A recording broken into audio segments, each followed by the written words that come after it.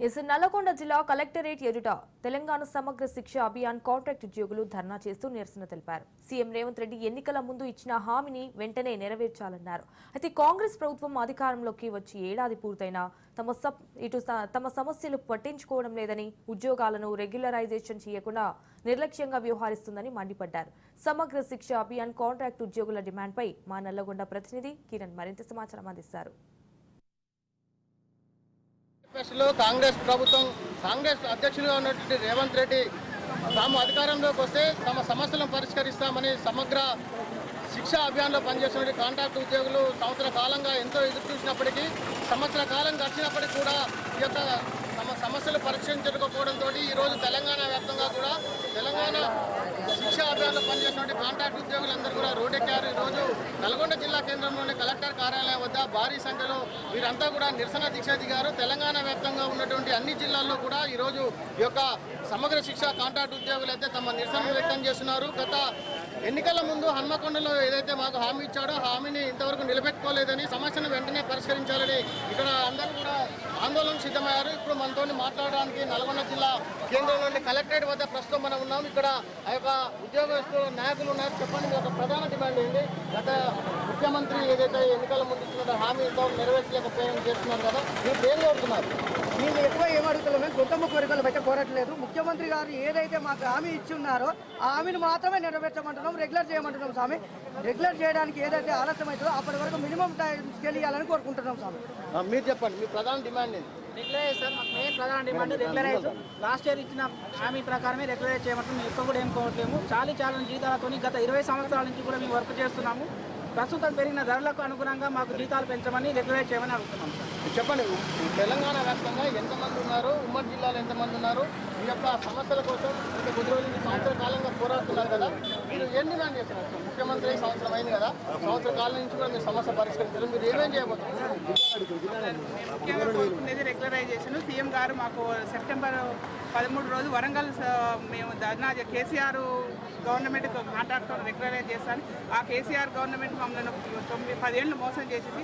అప్పుడు ఎలక్షన్ల ముందు ఇప్పుడు ముఖ్యమంత్రి గారు ఏం చేసే ధర్నా సభకు వచ్చి మాకు హామీ ఇచ్చారు, మీ 100 రోజులలో మీ సమస్యలు తీర్చానన్నారు.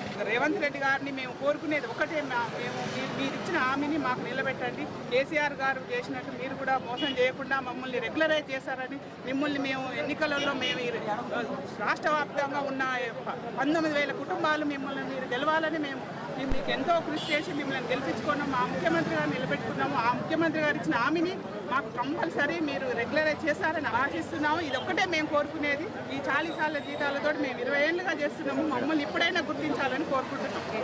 చెప్పండి, ప్రధాన డిమాండ్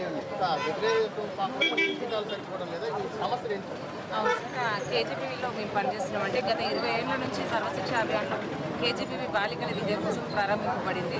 అప్పటి నుండి మేము కాంట్రాక్టులో అయినా కూడా అన్ని రూల్స్ ప్రకారమే అయినాము. అంటే ఇది రోస్టర్ విధానంలో టాలెంట్లో పట్టి తీసుకున్నారు. మనకి ఎగ్జామ్ పెట్టారు, స్టేట్ లెవెల్లో పెట్టి తీసుకొని కాంట్రాక్ట్ లెవెల్లో కాకుండా కాంట్రాక్ట్ అనుకుంటే పొడగిస్తున్నది. ఇది స్కీమ్ అంటున్నారు. ఏమనంటే కేసీఆర్ గారు ఏమన్నారు, సకల జనుల సమ్మెలో మన దాంట్లో కాంట్రాక్ట్ అనే పదం లేకుండా మీ అందరినీ సమానంగా చూస్తాము.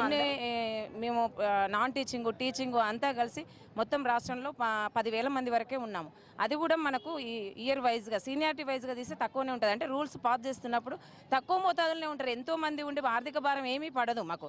ఎందుకంటే మేము విద్య అనేది మన సమాజానికి చాలా ముఖ్యమైనది. దానితోటే అభివృద్ధి అనేది సాధ్యము. దానిలో భాగంగా మేము పనిచేస్తూ ఉంటే మమ్మల్ని మాత్రము బానిసల మాదిరిగా చేస్తున్నారు. ఆ ప్రభుత్వము నెరవేర్చలేదు, మమ్మల్ని అన్యాయం చేసింది. ఈ వీరి మీద నమ్మకంతో రేవంత్ రెడ్డి గారు అందరికీ మన బాధలు ఏంటో తెలుసు. ఇప్పుడు మాకు ఇప్పుడు నడవాల్సింది, కుటుంబాన్ని నడిపించాల్సిన వయసులో ఉన్న వాళ్ళం మేము. ఇక మేము మళ్ళీ కొంతమంది మాకు నాన్ టీచింగ్లో రిటైర్ అయిపోయారండి. 61 సంవత్సరాలకి ఎలాంటి బెనిఫిట్ లేదు, హెల్త్ది ఎలాంటిది లేదు. అకస్మాత్తుగా డ్యూటీలకు వస్తూ చనిపోయిన వాళ్ళు చాలామంది ఉన్నారు. కానీ వాళ్ళకి ఎలాంటి ఎక్స్‌గ్రేషియా లేదు. మేము చాలా ఇబ్బంది పడుతూ అనారోగ్యంతో సార్ మేము గత 20 సంవత్సరాలుగా విద్యాశాఖకు ఒక వెన్నుముకలాగా పనిచేస్తున్నామండి. ఈ 29 రాష్ట్రాలలో తెలంగాణ రాష్ట్రంలో సమగ్ర శిక్ష ఉద్యోగుల జీతం చాలా తక్కువగా ఉన్నది. మిగతా రాష్ట్రాల్లో రెగ్యులరైజ్ ఉన్నది.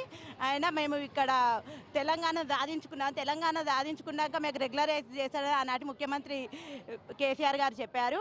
ఆయన కూడా చేయలేదు. మళ్ళీ మేము సెప్టెంబర్ నెలలో సమ్మె చేశాము. అప్పుడు మాకు హన్మకొండ శిబిరానికి అప్పుడు పిసిసి అధ్యక్షుడు రేవంత్ రెడ్డి గారు వచ్చి మాకు హామీ ఇచ్చారు. మేము రెగ్యులరైజ్ చేస్తాం, మీ సమస్యను పరిష్కరిస్తామన్నారు. కానీ ఏడాది గడువు పూర్తవుతున్నది, అయినా మా సమస్యకు పరిష్కారం దొరకలేదు. అందుకే మేము ఈ సమ్మెను మళ్ళీ ప్రారంభించాలని అనుకుంటున్నాం. అయితే ఇక్కడికి వచ్చినటువంటి సమగ్ర శిక్ష అభియాన్లో పనిచేసిన కాంట్రాక్ట్ ఉద్యోగులందరూ కూడా డిమాండ్ చేస్తున్నారు.